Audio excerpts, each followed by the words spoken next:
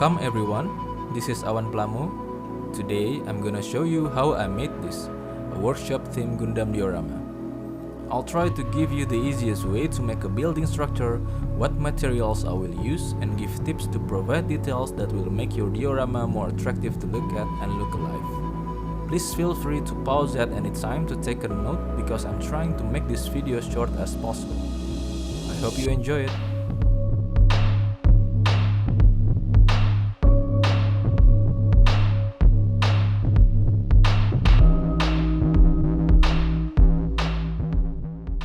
The main material for the structure is polystyrene, and I have various types and sizes. Please see the caption. And also the material for the base diorama is the MDF board. Since this diorama is 1/35 scale, you may need a figure with that scale sometimes to measure anything directly. I started off by cutting the MDF board for the top floor of the diorama. Because I made this diorama without a sketch, so I often experimented with the layout directly on the base. We can start by making details on the top platform first by cutting the edge column to the size of each sides of the top platform.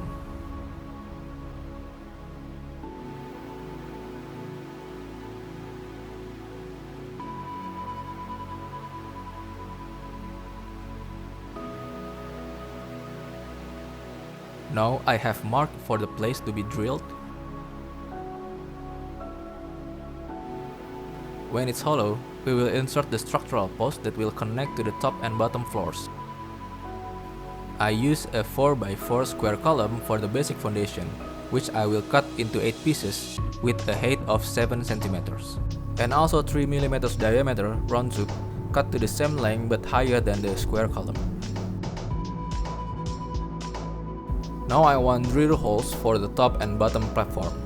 Their holes need to be aligned, so we can stick them temporarily with duct tape first. And then, drill through the two sides of the board.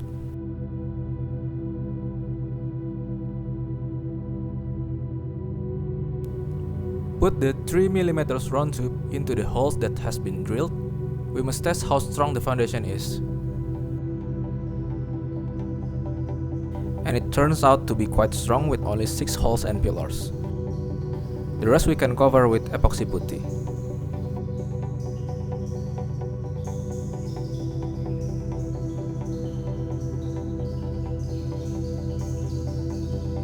Once it's settled, you can glue the round bar and the top floor with the power glue.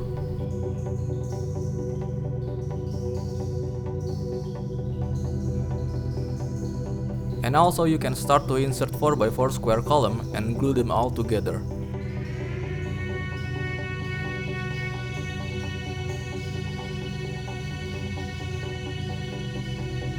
I have made a staircase structure with edge column and 1.5 mm round bar.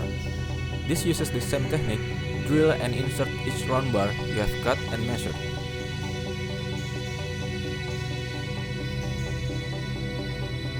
And I use Tamiya plate for the staircase step. You can use hot glue for stick them up with round bar.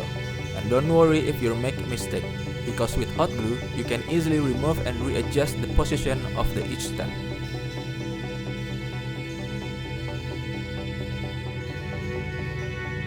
Now I make a hole for the railing platform. You don't need to drill through all the board. Just a decent depth will be good to hold the round bar that we'll be putting on it.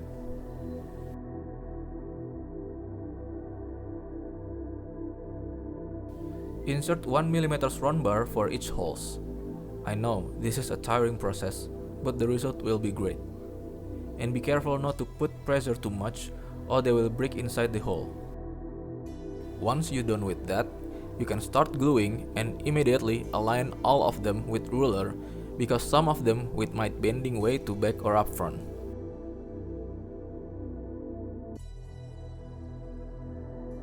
Trim the axis height so they will have the same measure, and I use the height of a ruler, about 2 cm, like exactly the height of what I want. For the stair railing, we will use 4x4 square column for the base and you make a hole on this like previous way.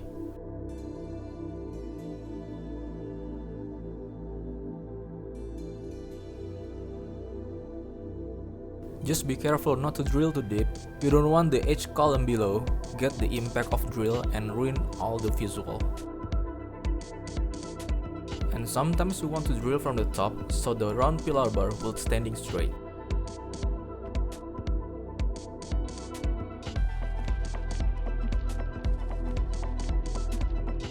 With all the method you have seen now, you can build anything. Basically, just put each other polystyrene with the help of round bar and power glue. Now I'm making a truss column with the same method.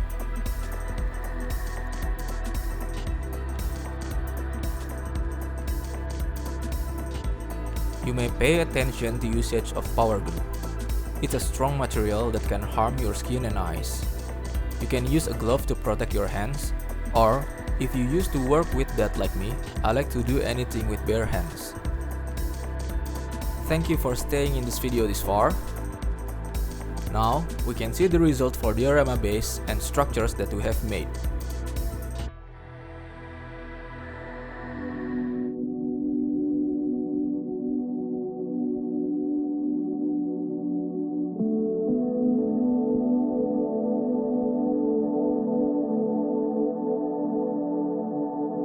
Alright, this is the result we have done for the basic diorama structure. I hope this will be helpful for those who are looking. One thing to note about glues in this video: if you want to bond everything together permanently, use power glue. But if you want for temporary bonding, use hot glue. Just never confused about them, or it will be a mess to fix. The next session is about paint job and things I have 3D printed and how I paint them. It will be costly if you want paint this scale of size with airbrush paint.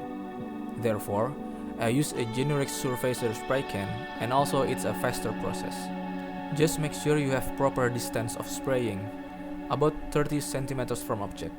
Don't get too close, or the result will be thick and ugly.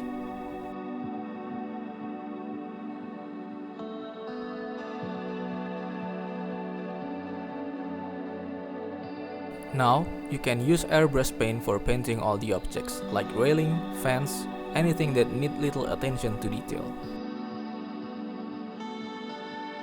If you don't have airbrush kit, I believe spray can also will do just fine, as long you know the way of spraying, and distancing is also important.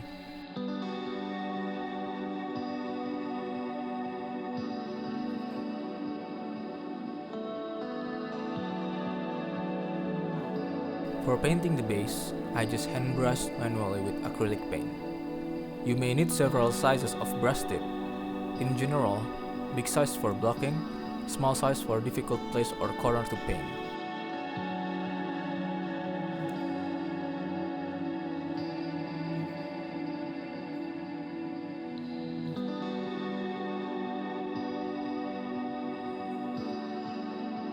These are objects that I have 3D printed with resin and pla material.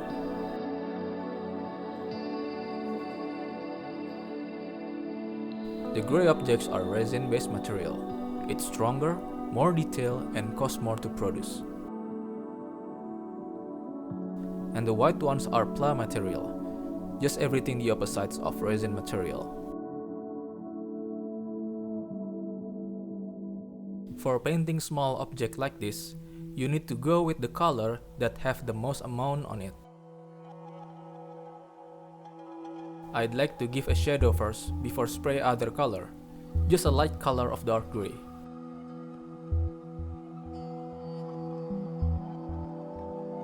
Then, I can spray a color that I want. In this case, I use lacquer green paint from Mr. Hobby.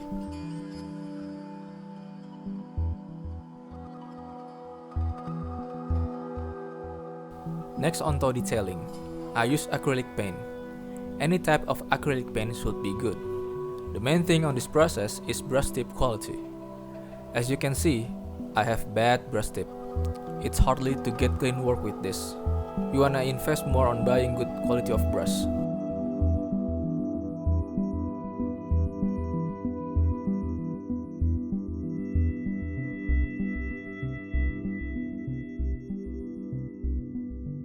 Start working on weathering with the same acrylic paint. Now, You can use your finger to help you smooch all over the object, or have a broken brush tip works really good for weathering.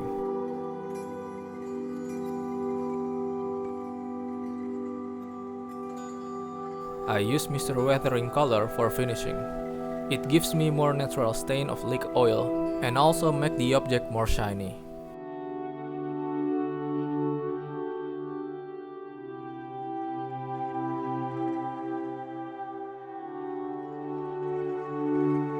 Finally, the structures and base has been painted. I will give them the weathering with the same method I am applied to the 3D print object before.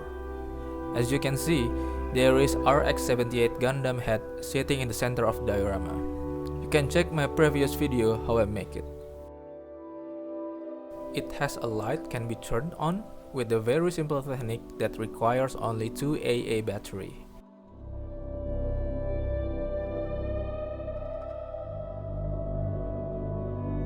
Because this is a workshop diorama, there will be a lot of black and standard spot almost everywhere.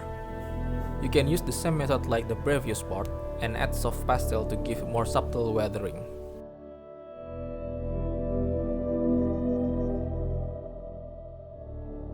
It's time to place all the objects we have painted before.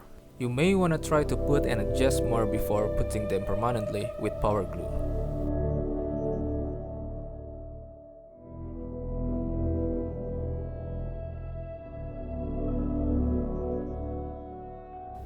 "3D printed objects are costly, but the impact to the diorama is powerful.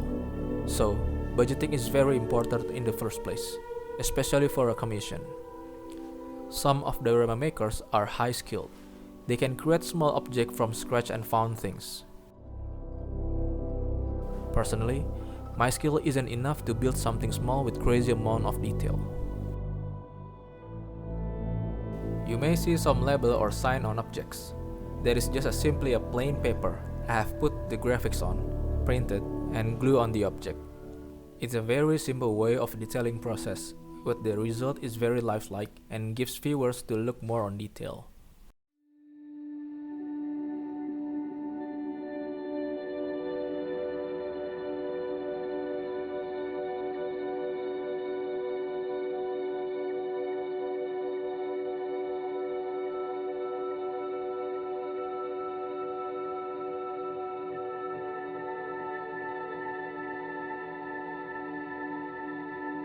For me, adding detail that I have not planned before is the most enjoying process. I'm playing with my imagination most of the time, wondering what I can improve, trying new stuffs, remove it, and because of this, I'm taking too long to finish one diorama, but I'm so happy with this.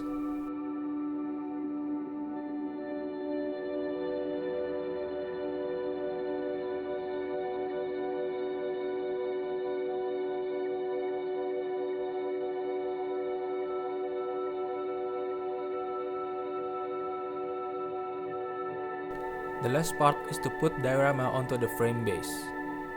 This is just regular fiber frame that I have measured to fit on and added the pads on each corner. You can use wood glue to bond the diorama with the frame.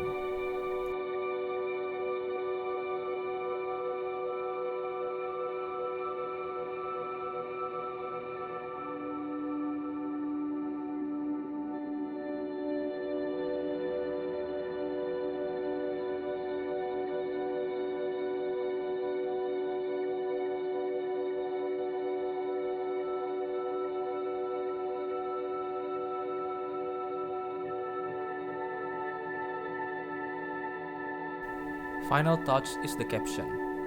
I like to treat my work like fine art and feel like it. This is acrylic with laser cut work on it.